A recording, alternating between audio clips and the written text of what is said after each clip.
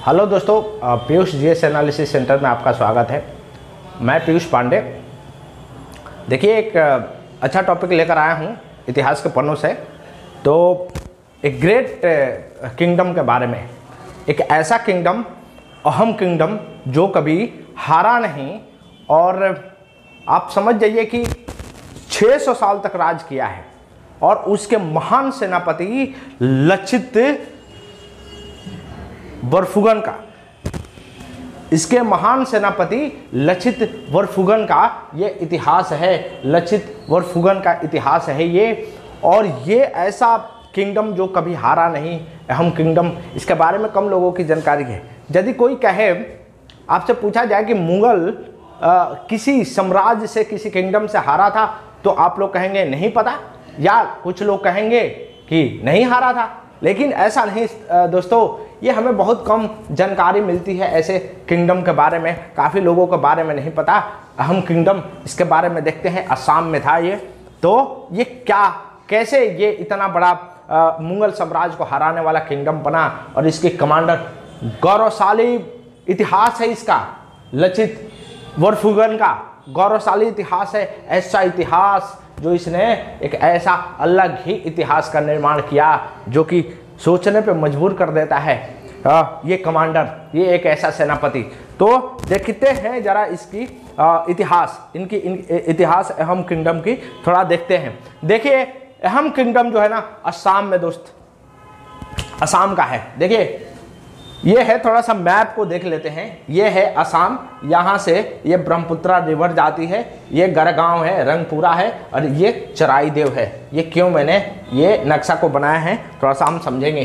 देखिए, म्यांमार का जो पहला राजा था, जो पहला राजा अहम किंगडम का, वो चोलुंग शुक्फा बोला जाता था। चोलुंग शुक्फा वो पहला राजा थे जो 1215 एडी में इन्होंने क्या किया, म्यांमार से पताई की जो पहाड़ी है उससे निकल के, और इन्होंने कहाँ चले आए, ये हमारे असम में चले आए। जो भारत का है पार्ट, वो असम में चले आए 1215 में। उनके साथ सोचिए दोस्तों, 9000 इनके सेनाएं, 9000 के करीब इनके सेनाएं, इनकी 3 बीबियां, 9000 के करीब इनके सेनाएं, 3 बीबियां, 2 बच्चे और एक रसोइया को लेकर यहाँ म्यांमार से चले थे और असम को आए। असम के आने के बाद इनको देखते हैं। देखिए, 1235 में इनका पहला किंगडम बना। वो कहाँ, ये देखिए, यही चराईदेव जो बताया ना दोस्तों, ये चराईदेव में पहला इन्होंने किंगडम बनाया। देखिए कितना महान, ये जो पहला जो राजा था, इतना महान, इतनी शक्तिशाली। और ये देखिए कैसे लोगों को, जो ट्राइबल, अलग अलग ट्राइबल जो जनजातियां थी, उनको इन्होंने मिलाया, उनके कल्चर को मिलाया, और उनके कल्चर को मिलाने के बाद इन्होंने एक अलग ही साम्राज्य का विस्तार किया। और ये अद्भुत है। देखिए, इनकी कल्चर अलग, असम में आके इनके कल्चर अलग अलग, ट्राइबल अलग अलग जगह पे पड़े हुए थे, सबको मिलाया, सबको कंसोलिडेट किया पावर को, और सबको मिला के इन्होंने एक नया संस्कृति का जन्म दिया जो असम की संस्कृति है। प्रधानमंत्री मोदी ने, और खासकर असम के चीफ मिनिस्टर बोलते रहते हैं ना, ये चोलुंग शुक्फा के बारे में। देखिए, इनके ना इतिहास में बहुत कम लोगों को, और बहुत सारे इतिहासकार हैं जो फॉरेनर है, ये लिखते हैं कि भारत कभी इनके बारे में जानने की कोशिश क्यों नहीं करता। क्यों नहीं है कि ऐसे राजाओं के बारे में हम जानने की इच्छा प्रकट होती है, हमें बताया नहीं जाता, या हम जानने की कोशिश ही नहीं करते। तो देखिए, ब्रह्मपुत्रा वैली पे आइए, ब्रह्मपुत्रा वैली पे, ब्रह्मपुत्रा वैली, ये ब्रह्मपुत्रा है, और ब्रह्मपुत्रा वैली मतलब इसके आसपास का जगह को ब्रह्मपुत्रा वैली बोला जाता है दोस्तों। वहां से आए और इन्होंने कहां पर सेटल किया, ये आए चराईदेव पे। यहाँ पर इन्होंने छोटा सा जगह पे ये आके सेटल हुए। उसके बाद इन्होंने कंसोलिडेट पावर को करना स्टार्ट करी, अपने कल्चर और रिलीजन को सबको एसिमिलेट कर दिया, सबको मिला दिया, सबकी कल्चर को एक कल्चर बना दिया, और सबकी पावर को कंसोलिडेट करने के बाद इन्होंने क्या किया, जैसे कुछ ट्राइबल का नाम है दोस्तों, सूतीज, मोरांस, कचारीज, ये सारे ट्राइबल हुआ करती थी। और इन ट्राइबलों को क्या किया, अपनी संस्कृति में इनको एकजुट किया और एक नया साम्राज्य बनाया जिसका नाम था अहम किंगडम। देखिए आगे चल के इन्होंने हिंदू धर्म को अपना लिया और देखा जाता है कि हिंदू धर्म अपनाने के बाद इन्होंने बहुत सारे टेंपल का निर्माण किया था चालुंग सुखपा ने। तभी आगे के राजा के जब देखेंगे ना तो उनका नाम हिंदू राजा की तरह है। ठीक है, अब देखिए कहानी है थोड़ा सा आगे की। जब औरंगजेब का समय, मुगल साम्राज्य पर एक बड़ा खतरनाक शासक बैठा था जिसका नाम था औरंगजेब।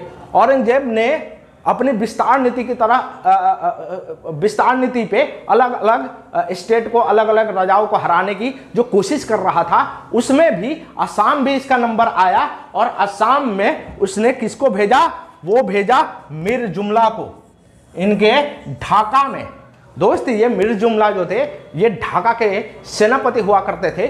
तो औरंगजेब ने मीर जुमला को भेजा और इनके कमांडर जो थे, ठीक है, असम को कैप्चर करने के लिए किसके 1661 में। देखिए ये कहानी स्टार्ट होती है 1215 1235 से और इतने सालों तक तो स्टेबल रही है ये साम्राज्य, किसी की हिम्मत नहीं थी यहाँ पर आंख उठाने की। उसके बाद 1661 में औरंगजेब के समय में मीर जुमला जो थे वो आए असम को कैप्चर करने के लिए, लेकिन यहाँ पर हारे। कौन हारा?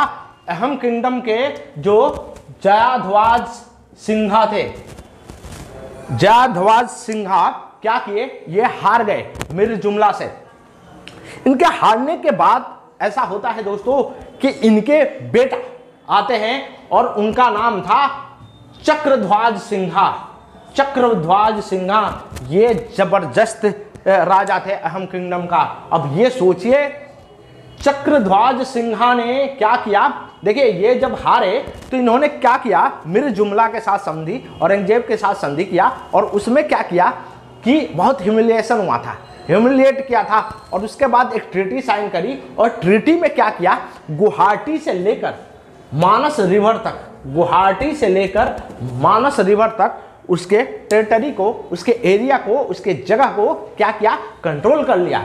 ठीक है, किसने? औरंगजेब ने, मुगल एम्पायर ने, मीर जुमला ने। अब देखिए चक्रध्वज सिंह जब बनते हैं वहां के राजा तो इन्होंने क्या किया, अपॉइंट किया एक ऐसे सेनापति का। दोस्तों एक ऐसे सेनापति जो सही बताऊं हमने तो ऐसा नहीं देखा था, लचित बोरफुकन। मैं इतिहास को इतना समझता हूं लेकिन ऐसा कमांडर, ऐसी सेनापति, इतनी सूझबूझ करने वाला और इतना भयानक हमने सेनापति तो नहीं देखा। ये कहानी है, ये गौरवशाली कहानी है किसकी? लचित बोरफुकन की। लचित बोरफुकन की गौरवशाली इतिहास है। अब देखिए कैसे इतिहास को बदलता है। वो पहली बार इतिहास में ये होने जा रहा है, इससे पहले मुगल साम्राज्य को कभी डिफीट नहीं हुए थे। ये पहली बार था जब मुगल साम्राज्य क्या हो रहे हैं, डिफीट होने जा रहे हैं। और ये देखिए कैसे डिफीट होने जा रहे हैं। लचित बोरफुकन पढ़ाई लिखाई, एजुकेटेड आदमी, सैन्य अभ्यास में मास्टर आदमी, बहुत ही मास्टर आदमी। इनके जैसे सेनापति कमांडर जिस राजा के पास हो वो तो मैं कह रहा हूं अलेक्जेंडर हो सकता है। ऐसा देखिए जब इनकी लड़ाई हो रही थी दोस्तों तो उस लड़ाई में ये बीमार थे, बीमार। जब 1971 की लड़ाई में बैटल ऑफ सरायघाट की लड़ाई के बाद इनकी मृत्यु हो जाती है, बैटल ऑफ सरायघाट के बाद इनकी मृत्यु हो जाती है। आप सोचिए कितना बीमार होंगे। ये पहली लड़ाई इनकी थी 1667 में। देखिए 17 लड़ाई जीते हैं, 17 लड़ाई लचित बोरफुकन जीते हैं, कभी हारे नहीं हैं। यदि पेशवा बाजीराव से कंपेयर किया जाए या यदि नॉर्थ ईस्ट का शिवाजी किसी को कहा जाए तो ये नॉर्थ ईस्ट का शिवाजी थे, लचित बोरफुकन। अब समझिए 1667 में इन्होंने क्या किया, मुगल आर्मी को हरा दिया। दोस्तों ये पहली बार ऐसा हुआ जो मुगल साम्राज्य हार गई और इन्होंने जो इनके चक्रध्वज सिंह के पिताजी ने जो जगह इनसे निकल गया था उसको कंट्रोल में लेकर आए। गुवाहाटी को इन्होंने क्या किया, कैप्चर कर लिया। गुवाहाटी को इन्होंने कैप्चर कर लिया। अब देखिए, ये जब हारे मुगल साम्राज्य तो औरंगजेब के दिल में, क्योंकि औरंगजेब इतना कठोर सम्राट था, वो विस्तार नीति में तो मास्टर आदमी था, और वो ये हारने के बाद इसने सोचा अब रिवेंज लिया जाए, क्योंकि ये हार बहुत उसको पच नहीं रही थी। तब उन्होंने क्या किया था, 1669 में 1669 में इन्होंने क्या किया, औरंगजेब ने फिर वापस सेना को भेजा लड़ने के लिए। सेना को, अब देखिए कितनी बड़ी सेना लेकर आए थे। 35,000 इन्फेंट्री था इस सेना में, 18,000 कैवलरी था, 2,000 आर्चर धनुषधारी थे, 2,000। इतनी बड़ी सेना मुगल साम्राज्य लेकर आई किसको हराने के लिए, the great commander Lachit Borphukan को। ठीक है, तो ये देखिए लड़ाई। अब ये इतने चालाक सैनिक, इतने चतुर सेनापति थे कि इन्होंने मुगल साम्राज्य के जो उनकी नीति है, जो उनका प्लान था, उसको दिल्ली से देखने लगे। आप मानो, असम से दिल्ली, उन्होंने उसकी प्लान को, औरंगजेब की प्लान को इन्होंने कहां से, आप समझो असम में बैठ के दिल्ली में क्या प्लान होगी, किस तरह से इनकी रणनीति है हराने के लिए, वहां से इनको क्या करने लगे, इनको ट्रैक करने लगे। ट्रैक करने के बाद आप समझ जाओ 69 में औरंगजेब ने सेना भेजी थी, और 71 का बैटल ऑफ सराय घाट की लड़ाई, जिसमें औरंगजेब दोबारा हारता है, औरंगजेब की दोबारा हार होती है। और सोचिए दोस्तों, यहां पर एक जो सेनापति थे औरंगजेब का, वो रामदास रामसिंह थे। ये भी सेनापति जो थे, वो आप समझ जाइए,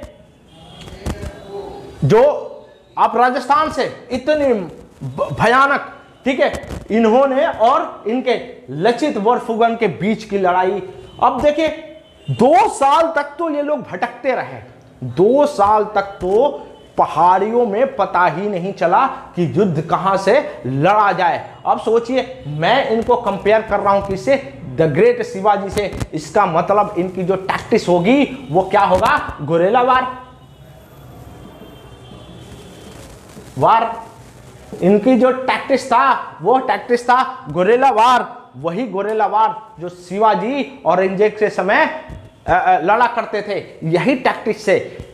ये लचित बरफुकन मतलब पहाड़ियों का तो ये मतलब अलेक्जेंडर थे, सिकंदर थे, पहाड़ी के तो सिकंदर थे गुरेला वार में। इन्होंने क्या किया, 2 साल तक, 1 साल तक तो पूरे पहाड़ों में औरंगजेब की सेना को पता ही नहीं चलने दिए कि पहुंचा कहां जाए। कहां पहुंचना था, गारा गांव में, यहां पहुंचना था दोस्तों। जो गुवाहाटी, इसके बगल में गुवाहाटी है, यहां कंट्रोल करना था औरंगजेब को। इनको 1 साल तक तो पता ही लगने नहीं दिए। तब औरंग सेना परेशान होकर इन्होंने एक रास्ता अपनाया। वो रास्ता था ये आपके वैली का, ब्रह्मपुत्र वैली का रास्ता था, और यही तो चाहते थे लचित बरफुकन। पहाड़ियों से उतरकर प्लेन पर आए, और प्लेन पे जो लड़ाई हुई, उस समय बीमार थे ये लचित बरफुकन। देखिए, मैंने आपको बताया था बीमार, 1 साल बाद 72 में, 1672 में इनकी मृत्यु हो जाती है। 1672 में मृत्यु हो जाती है किनकी, लचित बरफुकन की।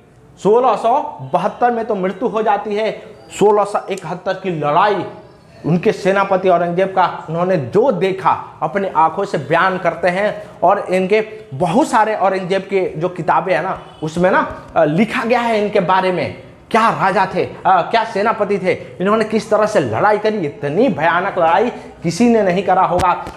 तो 1671 में फिर हारी और औरंगजेब की सेना, और उसके बाद दोबारा औरंगजेब ने कोशिश नहीं करा इस महान साम्राज्य, अहम किंगडम पे वापस अटैक करने के लिए। ये इतिहास के पन्नों में गुमसुदा की तरह है। ये हीरो देखिए, लचित दिवस मनाया जाता है, लचित दिवस मनाया जाता है दोस्तों। लचित दिवस 24 नवंबर को लचित दिवस मनाया जाता है। देखिए अभी जो बातें चल रही है रिसेंट में, जो जनवरी में ये हुआ था, जनवरी में इनका मैडम है चराई, मैडमास बोला जाता है चराई देव में। देखिए मैडमास क्या होता है, पिरामिड होती है। मैडमास एक तरीके की पिरामिड होती है। यहाँ पर क्या होता ना, जो राजा और रानी थे ना, इनको दफनाया जाता था, किसके, अहोम किंगडम के। तो इसको यूनेस्को में शामिल होने की बात कर रहे हैं, यूनेस्को में इसको लिस्ट किया गया है। तो ये करंट अफेयर से भी है दोस्तों। ये जनवरी में क्या किया गया था, मैडमास जो चराई देव में है, जो पिरामिड की तरह है, उसको क्या किया गया था, यूनेस्को में शामिल करने के लिए लिस्ट किया गया है। तो ये था गौरवशाली इतिहास किसकी, अहोम किंगडम की। तो दोस्तों अगला वीडियो में, ऐसे ही वीडियो में हम मिलेंगे जिसमें हम देखेंगे वो ऐसे शासक जिन्होंने मुगल साम्राज्य से कभी हारे नहीं। ये सीरीज चल रही है। ये यदि पसंद आया तो लाइक एंड सब्सक्राइब करते रहिए। जय हिंद दोस्तों।